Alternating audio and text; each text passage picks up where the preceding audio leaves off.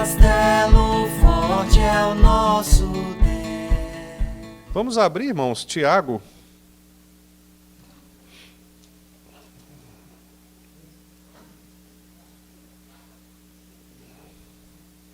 Tiago.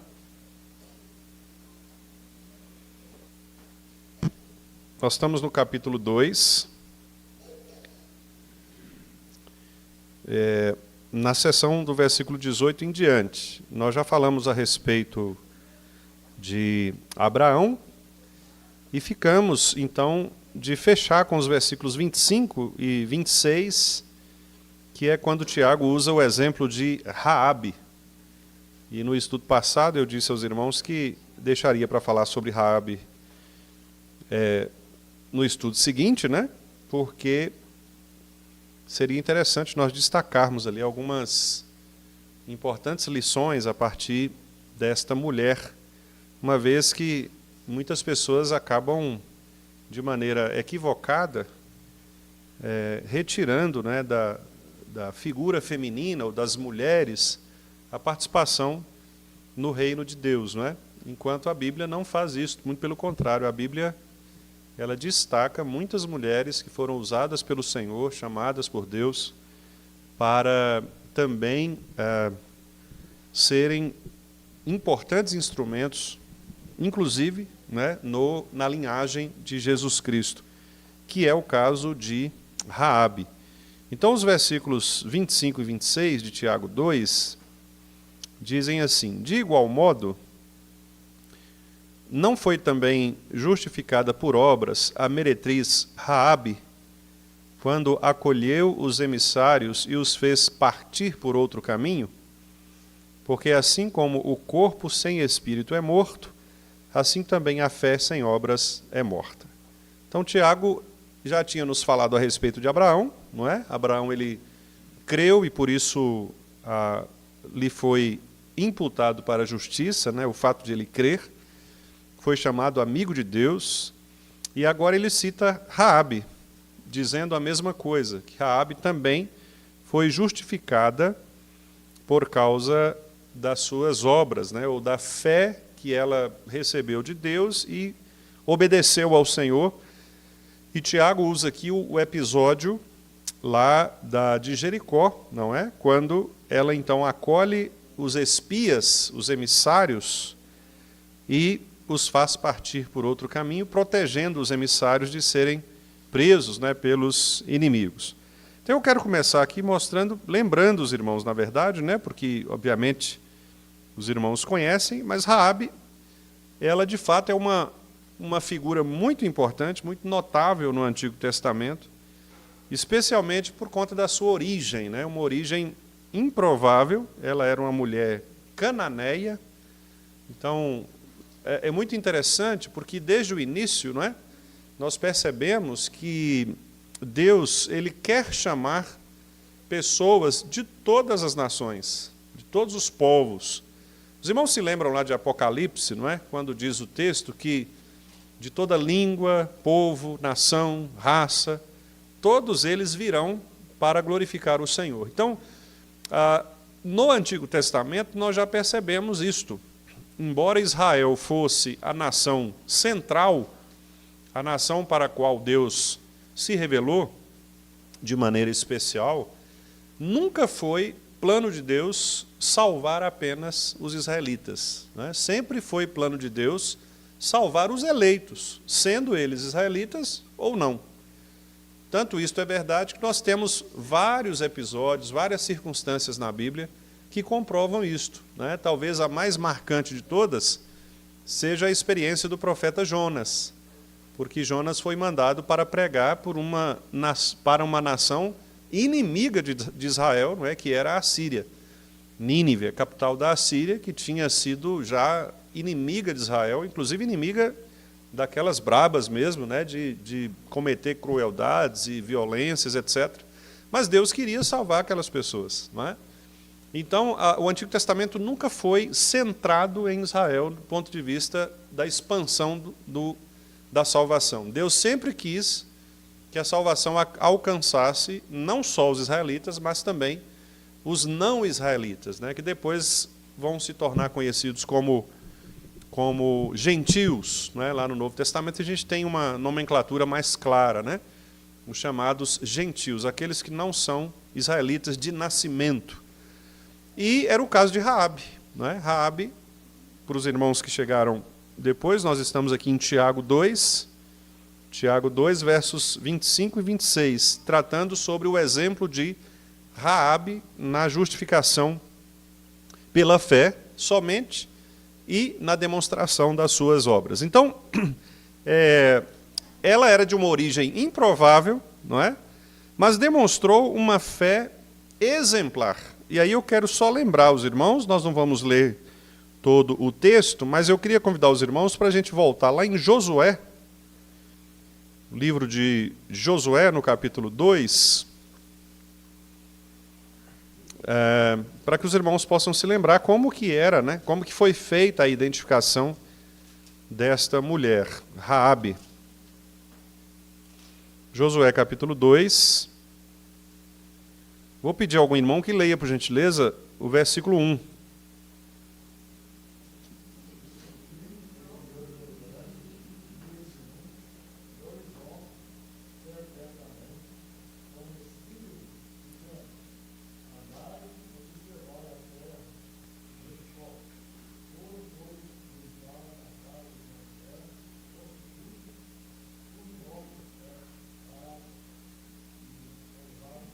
Pois é, então a primeira informação que nós temos de Raabe não é uma informação muito legal, muito boa, né?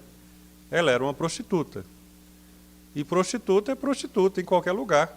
Então, naturalmente, fica muito estranho quando a gente lê um texto assim, porque a primeira coisa que você pergunta é, mas por que Deus não escolheu uma outra pessoa normal, entre aspas, uma pessoa socialmente aceitável? Por que Deus foi escolher logo uma prostituta? É estranho, né? E pior do que isso, quando nós vamos ler a sequência do texto, a gente percebe que ela continua sendo prostituta, a Bíblia não fala muito mais sobre ela, e aí quando chega lá em Hebreus, no capítulo 11, verso 31, nós temos uma informação também chocante a respeito dela. Outro irmão ou irmã, por favor, leia Hebreus 11, 31.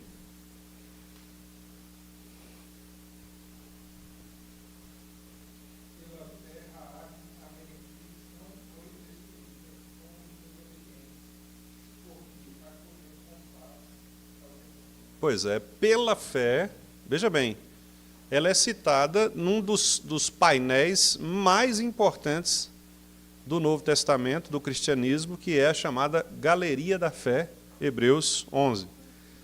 Imagine, irmãos, você contar a história da igreja do Vale do Jatobá e, quando nós fizermos 50 anos de organização, vamos contar a história da igreja, vamos supor que nós comecemos a fazer algumas fotografias de pessoas, né, importantes na vida da igreja. E você começa a colocar ali as fotos de irmãos e irmãs que contribuíram, né, para a história da igreja, aqueles que estiveram na fundação, aqueles que... E aí você vai fazendo um painel. E, de repente, você vê ali uma ex-prostituta. Não é? Você vê uma pessoa que era marginalizada e ali ela agora é colocada naquele cenário de pessoas exemplares em relação à vida cristã, em relação à fé. É mais ou menos, é exatamente isso, mais ou menos não, é exatamente isso que está acontecendo em Hebreus 11. O escritor aos Hebreus faz uma lista de pessoas importantes para a história do cristianismo e encaixa Raabe ali. O problema, nesse caso, é que nós não temos, ao longo da história bíblica, um momento em que nós possamos considerar uma mudança significativa em Raabe. Então, alguns ficam assim com a pulga atrás da orelha. Porque quando você fala de Abraão, você conhece a história de Abraão do início ao fim. Quando você fala de Moisés, você conhece a história de Moisés do início ao fim, não é? Quando você fala de Noé, é a mesma coisa. Mas quando você fala de Raabe, você não conhece. Você só tem esse pequeno episódio aqui e um outro episódio muito marcante, que é o que nós vamos ver um pouquinho mais à frente, né? que vai nos mostrar o coração desta mulher. Então, o fato de ela ser de Canaã já era uma situação interessante, porque ela não é uma israelita, ela é cananita. O fato de ela ser prostituta e o fato de a Bíblia mencionar prostituta aqui e meretriz não é só uma ocupação de Raabe, mas é uma forma também de o texto bíblico dizer que ela era marginalizada social e espiritualmente. Então era uma mulher marginalizada por causa da sua escolha, não é, de se prostituir. Ainda assim, parece que Raabe era uma destas prostitutas de luxo, porque ela tinha sua própria casa, e isso não era comum naquele ambiente. Primeiro que não era comum uma mulher sem marido, sem filhos, ter uma casa. Geralmente, as viúvas eram desprezadas, né? E elas ficavam, depois de perderem os seus maridos, elas quase sempre eram despejadas socialmente. Tanto isso é verdade que a Bíblia manda, né? Tanto no Antigo quanto no Novo Testamento, que o povo de Deus cuide das viúvas, exatamente porque elas eram marginalizadas. Não é o caso aqui de Raabe. Ela parece uma mulher solteira, né? E com certa condição. Ela tinha sua própria casa, edificada sobre o muro da cidade. Isso significa um certo nível de independência e também de status social, né? O fato de estar no muro da cidade é como se fosse assim, uma linguagem para dizer, como se fosse o centro da cidade, um lugar de importância, um lugar valorizado, né? Então, uma mulher socialmente marginalizada, porque era meretriz, era prostituta, mas, ao mesmo tempo, tendo sua própria casa, num bairro, numa região valorizada da cidade. Então, era uma mulher diferente. Deus escolhe ali, não sabemos exatamente o porquê, a razão não nos é dita necessariamente, a não ser em Hebreus, que nós vemos, então, o testemunho de fé, não é, desta mulher escolhida por Deus. Então, quando ela recebe esses dois espias, que a Bíblia chama aqui, né, de emissários, enviados por Josué para espiar a terra, literalmente espiar, né, a terra, ver o que estava acontecendo, conhecer o exército inimigo, Raabe, então, ela toma uma decisão muito arriscada. Ela esconde esses espias e mente, inclusive, quanto às autoridades, né, para as autoridades de Jericó, a respeito deles. Ela protege esses homens, mente, né, a respeito deles. Aqui gera uma discussão muito profunda em relação à ética cristã. Muitos irmãos já me fizeram essa pergunta, né? Pastor, mas a mentira não é pecado? Como é que ela pôde pecar e depois é citada como exemplo de fé? Não é? Não bastasse a questão da prostituição, ainda tem o aspecto da mentira, né? E, de fato, a Bíblia não responde com tanta clareza em relação a isso. O fato é que o que nós podemos saber é que Israel estava num ambiente de guerra, num ambiente de guerra religiosa, não é? E, nesse caso, aqui, a decisão de Raabe, muito embora fosse uma decisão pecaminosa, porque era uma mentira, essa mentira ela foi usada por Deus, porque Deus usa os nossos pecados, né? Isso faz parte da doutrina da providência de Deus. Deus usa as nossas escolhas, Deus usa até mesmo os nossos erros para cumprir a sua vontade. Por exemplo, Deus usou o erro de Pilatos, de crucificar um justo, que era Jesus, para cumprir o seu plano. Deus usou o coração endurecido de Faraó para cumprir o seu plano. Então, Deus usa mesmo os pecados dos homens, mesmo as nossas más escolhas, para a realização do seu plano. Muito provavelmente, Raabe tenha se arrependido, embora isso seja uma especulação de nossa parte, mas muito provavelmente ela tenha se arrependido dos seus pecados, não é? Porque ela é citada lá em Hebreus como exemplo de fé. Então, e nós vamos ver daqui a pouco que ela faz parte também da linhagem de Jesus, né?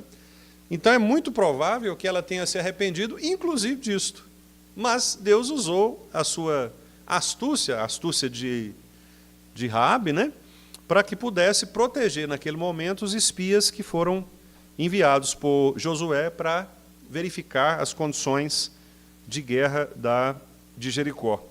E aí nós temos então aqui, no capítulo 2 de Josué, versículo 11, diz assim: ouvindo isso, desmaiou-nos o coração, e em ninguém há mais ânimo algum, por causa da vossa presença, porque o Senhor vosso Deus é Deus em cima nos céus e embaixo na terra. Agora, pois, jurai-me, vos peço, pelo Senhor, que, assim como usei de misericórdia para convosco, também dela usareis para com a casa de meu pai, e que me dareis um sinal certo de que conservareis a vida a meu pai e a minha mãe, como também a meus irmãos e minhas irmãs, com tudo o que tem, e de que livrareis a vossa vida da morte. Então ela pede aqui, né? É um pedido que ela faz a esses espias, e é interessante, né? Porque ela usa aqui, de uma maneira surpreendente, o nome do Senhor, que é o nome do Deus da aliança, Yahvé. Os irmãos estão vendo aí no verso 11. Porque o Senhor, vosso Deus. Interessante, porque, veja, ela era uma mulher não israelita, então ela usa a expressão, o pronome vosso, e não nosso. Olha o detalhe bíblico. O Deus é o Deus de Israel, não é o Deus dela, digamos assim, da nação dela. Por isso ela diz vosso Deus. Mas, ao mesmo tempo, repare que ela pede, ela se dirige a eles, crendo nesse Deus que é o Deus de Israel. É mais ou menos o seguinte: imagine um não crente, um ímpio, quando chega para nós, a pessoa não é crente e ela chega para algum de nós aqui e pede para orar. Isso já aconteceu muito com os irmãos, né? Então alguém chega para a Gabi, por exemplo, falou: Gabi, a pessoa não é crente, mas ela fala: Gabi, eu tô passando por uma situação, ora lá na sua igreja por mim, pede oração lá por mim. É mais ou menos isto. Quer dizer, a pessoa ela não demonstra ainda uma fé necessariamente pessoal, mas ela crê no Deus, naquele Deus que o povo de Deus confessa, né?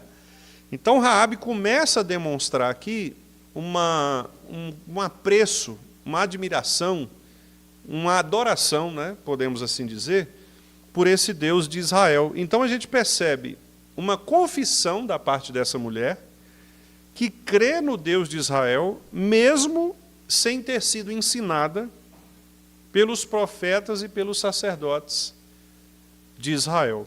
Então, é interessante porque, no nosso contexto hoje, as pessoas têm muito mais conhecimento acerca do cristianismo, acerca de Deus, do que naquela época. Então, manifestar fé naquela época no Deus de Israel, sem pertencer a Israel, era de fato um milagre. Porque a pessoa ela não tinha sido criada dentro daquela dinâmica lá de Deuteronômio 6, não é? Em que os pais educavam os filhos, ensinando no caminho, etc. Não, eles não tinham a mesma prática do povo de Israel. Então, quando alguém não israelita demonstrava esta fé em Yahvé, era uma coisa estranha. Como foi o caso de Abraão. Embora Abraão fosse da terra, mas a origem de Abraão era uma origem politeísta. O pai de Abraão era de uma região politeísta, havia vários deuses. No entanto, quando o Deus de Israel chama Abraão, ele reconhece a voz do Deus de Israel, o único Deus. E ele renuncia a todos os outros falsos deuses. E aqui em Raabe nós temos ainda algo mais específico, porque era uma pessoa de uma terra não israelita, que recebe a visita de espias israelitas. O texto não aprofunda, então nós não sabemos de detalhes do diálogo. Muito provavelmente esses espias se identificaram e até, usando uma expressão do nosso tempo, né, pregaram a palavra para ela, né, pregaram o evangelho, pregaram Yahvé, e ela então, movida pelo Espírito Santo e por esta fé que é dada por Deus, ela então disse: olha, então vamos fazer o seguinte, peça a esse Deus aí, em nome desse Deus de vocês, né? Eu peço que vocês protejam minha família, meu pai, minha mãe, meus irmãos, não os mate, livre-os da morte, né? E é o preço que eu estou cobrando por ter escondido vocês aqui na minha casa. Então, você percebe que esta mulher, ela agiu com fé, porque ela não sabia de nada que poderia acontecer a ela e à sua família. Tudo era incerto, né? Mas ela agiu com fé, porque ela creu na pregação, no anúncio que esses espias de Israel fizeram em relação ao que aconteceria. Ela pede que a sua família seja poupada, não é, nesse momento da guerra. Quando Israel invadisse a cidade, então, ela pede que os familiares fossem poupados. E aqui nós temos um outro detalhe importante. Os espias, eles fazem um pacto com ela. Versículo 18 aí do capítulo 2. 17, né? Disseram-lhe os homens: desobrigados seremos deste teu juramento que nos fizeste jurar, se vindo nós à terra, não atares este cordão de fio de escarlata à janela por onde nos fizeste descer. E se não recolheres em casa contigo teu pai, tua mãe, teus irmãos e toda a família de teu pai. Aí ele fala, né, qualquer que sair para fora da porta, o sangue cairá sobre a cabeça. Quer dizer, eles não têm compromisso. O que eles querem dizer é o seguinte: olha, nós vamos combinar o seguinte, o nosso código de salvação é o seguinte: você vai pendurar um fio de escarlate na janela.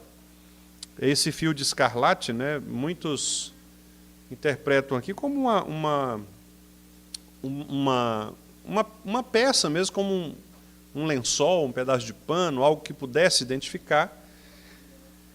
Escarlate é vermelho, né, diga-se de passagem, e os irmãos se lembram claramente aqui ao que se refere, porque anteriormente nós tivemos a história de Moisés.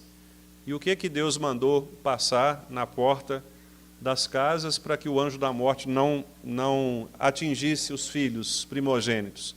O sangue, né? O sangue vermelho seria o sinal, o sangue do cordeiro seria o sinal da presença de Deus ali. A mesma coisa os espias fazem com Raabe. Eles dizem, então, para que você seja salvo e sua família, nós vamos combinar o seguinte: você vai reunir a sua família dentro da sua casa, pai, mãe, irmãos e os parentes do seu pai, né? Quem você quer salvar, você vai reunir na sua casa e vai pendurar esse cordão vermelho. Porque aí, quando o povo de Israel vier, vai identificar você, esse é o sinal. Nós não temos compromisso se algum deles estiver na rua, porque aí não tem como identificar. Ou se estiver em outra casa. Então, não é? Vamos combinar de você fazer a sua parte, marcar, e nós vamos passar por aqui e você será protegido juntamente com a sua família. Interessante que este símbolo, né, é considerado o símbolo de redenção, é o símbolo da salvação. Quer dizer, assim como foi lá em Moisés, agora o fio de escarlate também será o símbolo de salvação para a família de Raabe. Irmãos, a Bíblia é tão interessante que ela vai repetindo as histórias, mas os símbolos permanecem. Por exemplo, a casa de Raabe, e que protegeu a família de Raabe, é o que nós podemos também associar à Arca de Noé. Porque o que foi a Arca de Noé? Não foi exatamente o lugar que Deus escolheu para proteger sua família? E as pessoas entraram ali, juntamente com a sua família, e foram protegidos? Da mesma maneira, a barriga do grande peixe, lá de Jonas, também serviu para proteger o profeta de Deus, não é? Ou seja, esses símbolos, eles vão se repetindo. Às vezes é uma casa, às vezes é a barriga de um peixe, às vezes é uma arca, às vezes é uma grande árvore, Salmo 91, debaixo da sombra de uma grande árvore, não é? Do Altíssimo, a sombra do Altíssimo. A Bíblia usa a figura de galinhas que acolhem os seus pintinhos, as asas. Então, todos esses são símbolos. Símbolos que apontam para uma verdade teológica, que é o fato de nós estarmos guardados em Cristo Jesus. Veja, portanto, que Cristo está sendo pregado no Antigo Testamento, há muito tempo. E é por isso que quando ele chega no Novo Testamento, que as pessoas questionam a respeito dele, ele fala assim, não, mas eu já estava sendo anunciado pelos profetas, nos Salmos, nos Escritos. Vocês aqui não perceberam, mas eu estava lá, eu estava sendo anunciado lá. Por quê? Porque a revelação ela é progressiva. Então, esse fio escarlate aqui na casa da Raabe estava apontando para a cruz, que é o sangue derramado de Cristo Jesus. Na cruz, por meio da qual, ou do sangue, todos nós somos guardados nele, somos salvos nele. Lembra daquela serpente lá do deserto, chamada Neustã? Não é a serpente para a qual o povo deveria olhar e ser salvo? A cruz também está ali. A mesma coisa, a cruz era o lugar para o qual todos deveriam olhar e serem salvos. Obviamente não pelo objeto, mas pelo significado. Isso mostra o quanto que a religião cristã ela não precisa de objetos físicos. E esse é um ponto que nos distingue do católico romano. Os católicos romanos eles precisam de símbolos visíveis.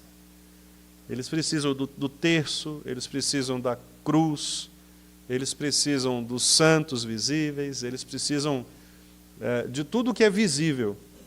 Nós, protestantes, reformados, eliminamos tudo o que é visível, mantendo só duas coisas, a ceia e o batismo. São as únicas coisas visíveis que nós temos na Igreja de Cristo Jesus. O que eu quero dizer é, se nós tivermos que abandonar este lugar aqui, por exemplo, por causa de uma perseguição, e nos reunirmos em qualquer lugar que seja, dentro de um buraco, dentro de uma caverna, debaixo de uma ponte, em cima de uma montanha, onde for, basta que nós tenhamos a palavra de Deus gravada em nosso coração, não precisamos nem ter a Bíblia física, basta ter a palavra gravada no coração, para que nós possamos repetir a palavra, cantar a palavra, orar a palavra, e basta que nós tenhamos água, que é um elemento que se encontra em qualquer lugar, até no deserto se encontra, né? Com dificuldade, mas encontra, e o pão e o suco da uva, ou o vinho. Estes elementos são os únicos elementos que nós precisamos no culto cristão. Todo o resto é dispensável. Todo o resto é dispensável. Então, isso mostra que o Antigo Testamento ele vai usando esses símbolos, mas quando chega no Novo Testamento, todos esses símbolos são abolidos. Nós não precisamos mais da Arca da Aliança, nós não precisamos mais das tábuas da lei, nós não precisamos mais nada daquilo, porque em Cristo estas coisas todas foram resumidas nele. Então hoje a única coisa que nos basta é Cristo no nosso coração pela fé. Nós não precisamos ver para crer. Não é? Nós não precisamos mais de objetos físicos. Mas voltando aqui, Raabe, então, ela esse símbolo de redenção, não é colocado nesse acordo, nessa aliança. Ela e sua família, então, foram poupados dessa destruição. Lá no capítulo 6 de Josué, nós temos essa informação. Capítulo 6, versos 22 a 25, Raabe é salva. Olha o que diz aí. Josué 6, 22 a 25. Então disse Josué aos dois homens que espiaram a terra: entrai na casa da mulher prostituta, veja que a marca continua, né? E tirai-a de lá com tudo quanto tiver, como lhe jurastes. Então entraram os jovens, os espias, e tiraram Raabe, seu pai, sua mãe, seus irmãos, e tudo quanto tinha. Tiraram também toda a sua parentela, e os acamparam fora do arraial de Israel. Porém a cidade, tudo quanto havia nela, queimaram-no. Tão somente a prata, e o ouro e os utensílios de bronze, de ferro, deram para o tesouro da casa do Senhor. Mas Josué conservou com vida a prostituta Raabe e a casa de seu pai e tudo quanto tinha, e habitou no meio de Israel até ao dia de hoje. O dia de hoje é o dia que foi escrito o texto, né? Porquanto escondera os mensageiros que Josué enviara a espiar Jericó. Então veja que interessante, o testemunho é registrado, né? O acordo foi registrado, o acordo foi cumprido e o resultado do acordo foi publicado, para que ninguém duvide da ação de Deus prometida por meio dos espias e desta aliança, né, que foi realizada entre Raabe, os espias e o próprio Senhor. Então aqui a gente percebe que ela não apenas sobreviveu ao ataque da guerra, mas uma informação importantíssima aqui, ela foi incorporada ao povo de Israel, enxertada. E é aqui que a gente percebe, então, o evangelho de Jesus Cristo sendo pregado para além do povo de Israel. Não é? Mesmo Raabe não sendo israelita, ela foi agora incorporada na família de Israel, como nós. Não é? Nenhum de nós aqui é israelita de nascimento, mas nós fomos incorporados à família israelita. Nós somos filhos de Abraão, mesmo sem termos o sangue físico, né? Étnico de Abraão, nós temos o vínculo espiritual, assim como Raabe. Agora também ela passa a habitar no meio de Israel, como diz aí o versículo 25 que nós lemos. E aí é interessante, irmãos, que a gente percebe então que um dos aspectos mais surpreendentes da história de Raabe é quando ela é incluída na genealogia de Jesus. Vamos ver lá Mateus, capítulo 1, verso 5. Mateus, capítulo 1, versículo 5. Salmão gerou de Raabe quem? Boaz. Olha que legal, que história bonita, né? Boaz era filho de Raabe. E este, de Ruth, gerou Obed. E Obed, Jessé. E daí nós sabemos, né? Então veja que Raabe é incluída agora sendo mãe de Boaz. Interessante essa história. Uma prostituta que agora é salva dos seus pecados, incluída na família de Israel, ela se casa com Salmão, que é da tribo de Judá, e se torna mãe de Boaz, que por sua vez vai se casar com Ruth, e desse modo a gente vê Raabe como uma ancestral direta de Davi e do próprio Jesus Cristo.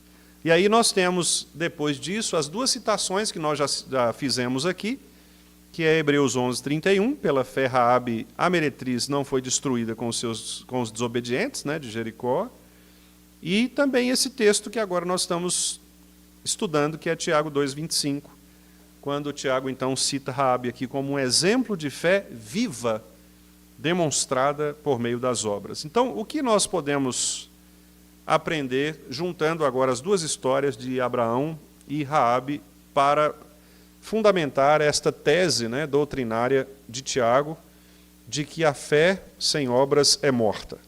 O que Tiago, então, está querendo nos provar é o que está no verso 24, que uma pessoa é justificada por obras e não por fé somente. Apenas para deixar bem claro, né, especialmente para aqueles irmãos que não puderam acompanhar os estudos anteriores, não há aqui nenhuma contradição em relação à teologia de Paulo, quando Paulo diz que nós somos salvos pela fé somente.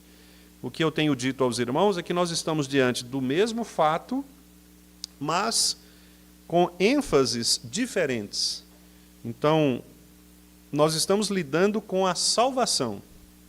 Paulo está lidando, de um lado, com o fato de que nós só podemos ser salvos pela fé. Se a fé não for implantada em nosso coração, nós não poderemos ser salvos. Raabe não poderia ter sido salva se Deus não tivesse implantado no coração dela a verdadeira fé. Tiago está olhando para o outro lado, que é, se alguém foi salvo pela verdadeira fé, esta pessoa obrigatoriamente demonstrará sua salvação por meio de obras de obediência. Então, por que Raabe ela foi capaz de esconder os espias e cumprir o acordo, a aliança que ela fez com os espias? Porque a fé verdadeira foi implantada no seu coração. Então, Paulo olha de um lado, que é Deus dando fé a nós para que nós possamos crer. Tiago olha do outro lado, que é aquele que crê, obedece. Então, Paulo fala, é impossível você ser salvo sem a fé. Tiago diz, é impossível você, tendo fé, não obedecer. Percebe? Então aqui a gente une os dois aspectos dessa teologia, né, da salvação, que é a seguinte: se você diz que tem fé, então prove por meio das obras. Você não pode dizer eu sou crente, eu tenho fé, se você não obedece à palavra. Você precisa obedecer à palavra, porque senão a sua fé será questionada. É isso que Tiago quer dizer. E é isso exatamente que ele faz, não é? Então ele diz que aqui, Raabe, tanto Raabe quanto Abraão, se tornam exemplos poderosos de como a salvação é pela graça, mediante a fé, mas, ao mesmo tempo, esta fé obediente, ela pratica boas obras e obras de justiça. Então, a verdadeira fé, ela sempre é uma fé operosa, uma fé atuante, mesmo que haja riscos. Quer dizer, o crente genuíno, ele não está se importando com as consequências da demonstração de sua fé. O crente genuíno, ele afirma sua fé em qualquer lugar em que ele esteja, porque ele crê que a afirmação da sua fé é demonstração de obediência a Deus. E por isso mesmo ele vai sustentar sua profissão de fé por meio das suas obras, não só pelo seu discurso, mas por aquilo que ele faz. A ética cristã, ela é sempre modificada na prática de vida daqueles que professam a verdadeira fé em Jesus. Então, irmãos, é um chamado aqui muito sério à reflexão, não é, para todos nós, que é a seguinte: bom, tudo bem, uma coisa é nós falarmos que cremos em Deus. Isto é importante de fato, a profissão pública. Mas, se você disser que crê em Deus, mas a sua vida não passa por uma transformação visível, é muito fácil dizer que você fez uma profissão de fé falsa. É muito característico de alguém que fez uma profissão de fé muito rápida e sem pensar, sem refletir no compromisso que ela estava tomando.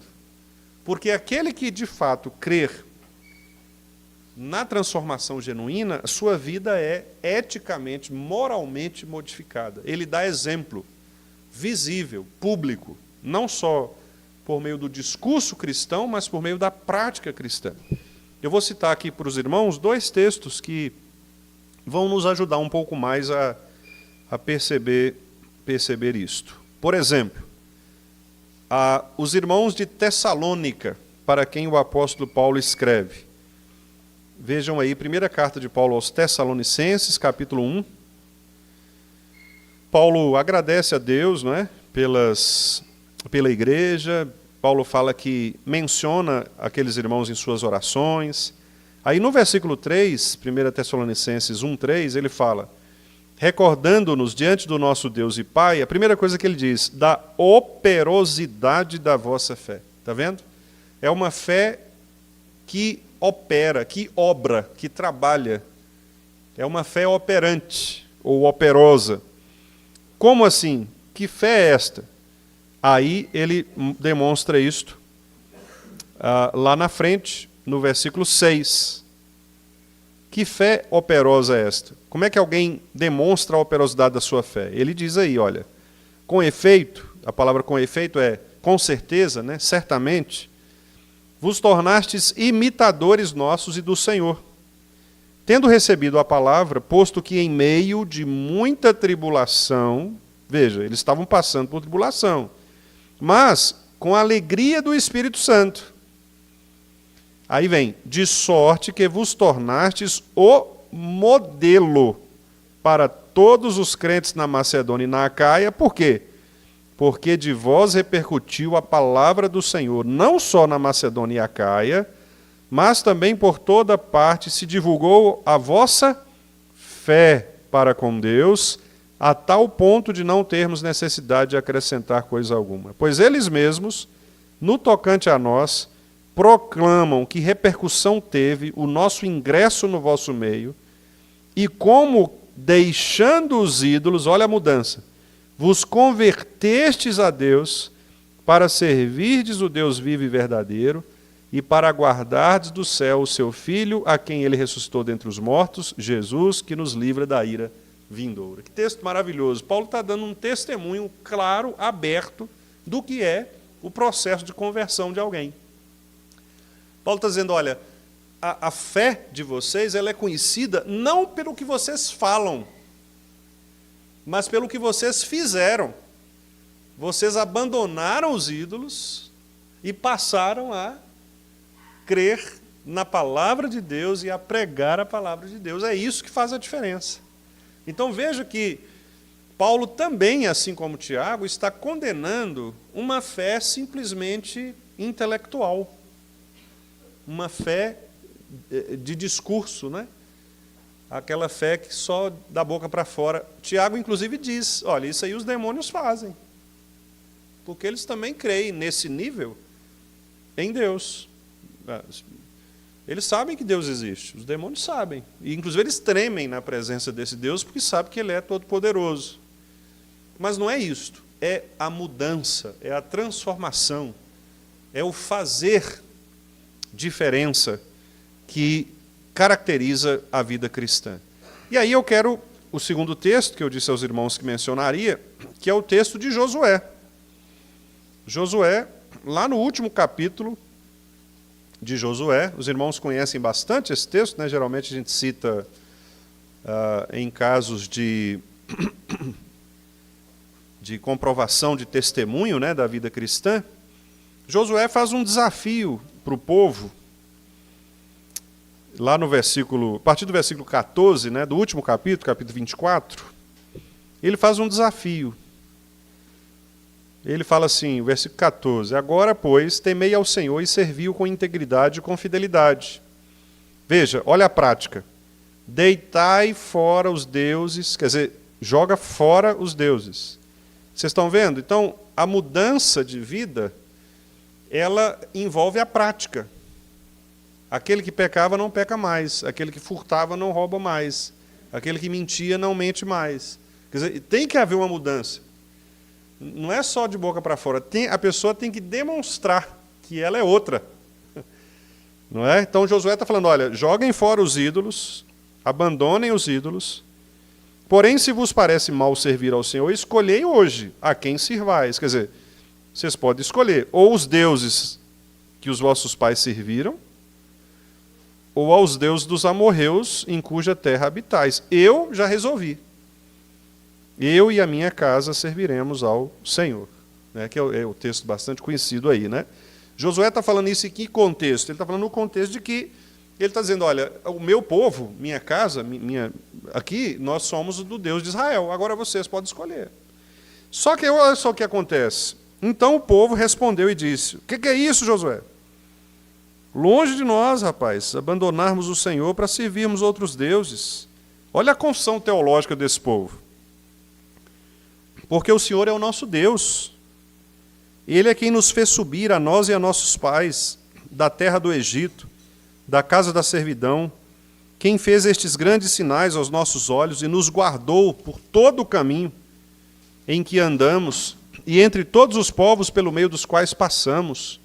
O Senhor expulsou de diante de nós todas estas gentes, até o amorreu, morador da terra. Portanto, nós também serviremos ao Senhor, pois Ele é nosso Deus.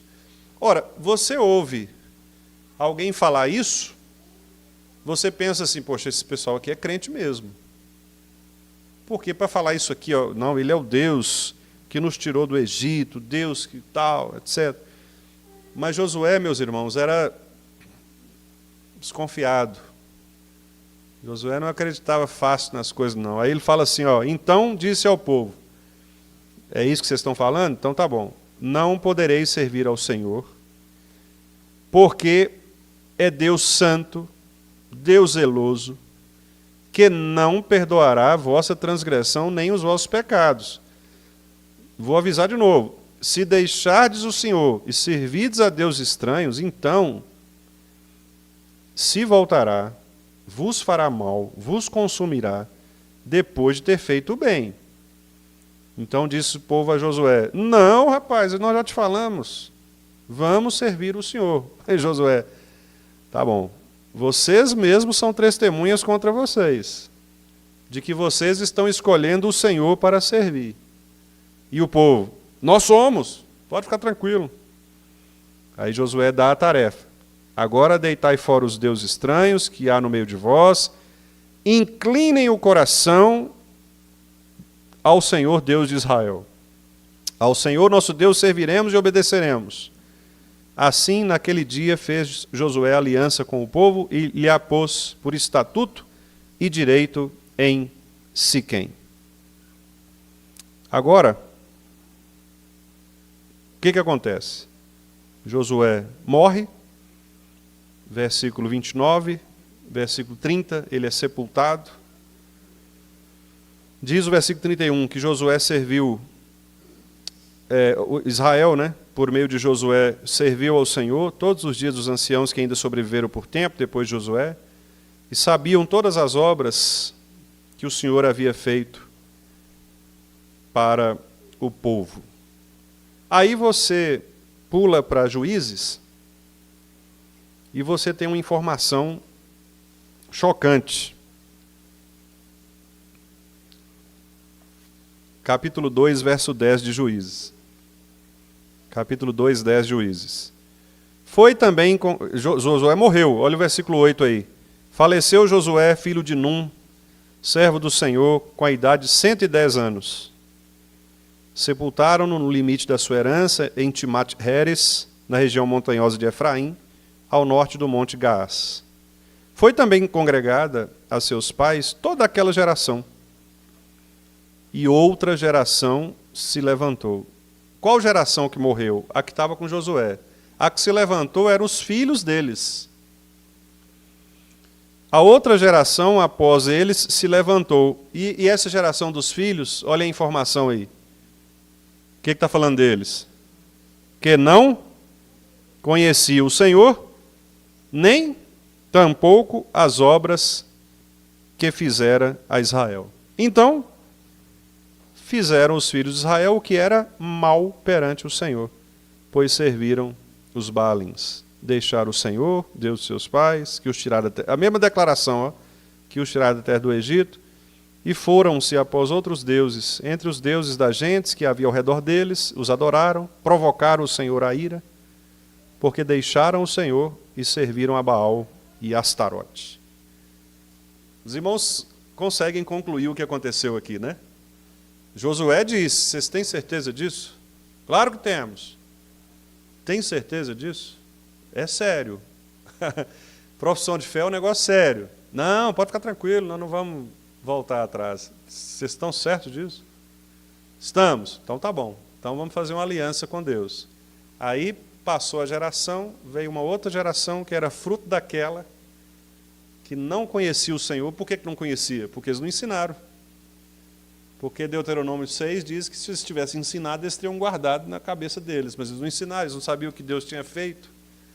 Então veja, irmãos, que o texto mostra para nós uma negligência da parte, podemos dizer, da igreja daquela época, né, das famílias daquela época, de continuar ensinando a seus filhos e a gerações quem é o verdadeiro Deus.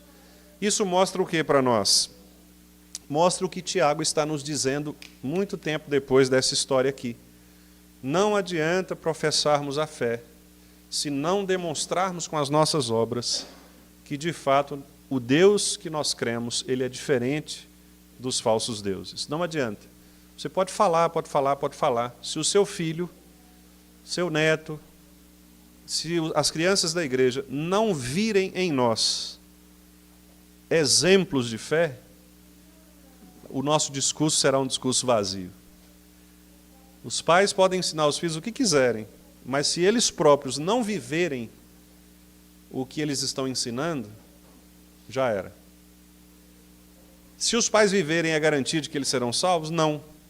Mas se não viverem, com certeza, isto poderá trazer consequências graves também. Então, a fé sem obras é morta. Não adianta nós apenas professarmos com os lábios, se não vivermos a fé na nossa vida prática. Então, Raabe, ela aponta para esse estilo de vida novo, essa nova criatura. Uma mulher que era prostituta, mas que naquele momento creu, pela fé que foi implantada no seu coração, no Deus de Israel, aceitou aquela aliança com o povo de Israel, foi, portanto, incorporada à família de Israel, enxertada na família de Israel, recebendo assim todos os benefícios de pertencer a esta família. Deus transformou a história desta mulher de tal maneira que ela se casa com um filho de Judá, da tribo de Judá. Então ela se casa com alguém da tribo de Judá, dá à luz a um homem que será posteriormente o resgatador das propriedades de uma mulher chamada Noemi, que era sogra de Ruth, se casa com Ruth e depois nós já conhecemos a história de toda a descendência até chegarmos a Jesus Cristo. Esta mulher, portanto, nos mostra que a verdadeira fé, ela procede de Deus. Não existe fé fora de Deus. E, ao mesmo tempo, a fé que nos é dada pela graça produz em nós obras de obediência. Ninguém pode obedecer a Deus se por Deus não for capacitado pela fé. E quem tem a verdadeira fé obedecerá a Deus, porque fará isso por gratidão no seu coração, não como peso, mas como uma resposta positiva a uma mudança de vida. Nós somos novas criaturas. E uma nova criatura, ela vive uma nova vida. Ela não vive mais a vida que ela vivia antigamente. Então, aquelas pessoas que dizem assim, eu sempre fui assim, pastor, elas têm que pensar duas vezes. Porque você pode ter sido sempre assim, mas você pode deixar também de ser assim, se o evangelho da graça te alcançar. Não é? A graça, ela é suficiente para mudar tudo o que somos. Então, ninguém é condenado a uma situação de vida para sempre. Cristo pode mudar a vida de qualquer pessoa, seja de uma prostituta, seja de um assassino, seja de um ladrão, como foi o caso, né, de exemplos da Bíblia, seja de um corrupto, seja de qualquer um. Cristo pode mudar a vida. Por isso o Evangelho precisa ser pregado. Porque se o Evangelho não for pregado, estas pessoas não poderão receber a verdadeira fé. Porque a fé vem pelo ouvir. Ouvir o quê? A palavra. Aqueles espias foram mandados por Deus para pregar a Raabe, o Deus de Israel. Eu tenho quase certeza, não vou falar que eu tenho certeza porque a Bíblia não diz, mas eu tenho quase certeza que aqueles espias nem imaginavam que eles estavam pregando para uma mulher de quem descenderia Jesus Cristo, o Salvador. Eu acho que eles não sabiam. Como também nós não sabemos se vamos pregar para alguém que amanhã ou depois vai se tornar talvez uma pessoa famosa, importante, uma pessoa grande, socialmente, politicamente, não sabemos. Por isso nós temos que pregar para quem? Toda criatura, né? Toda criatura. E o Evangelho fará o seu trabalho de converter os corações e transformar pessoas antes inimigas de Deus em amigas de Deus.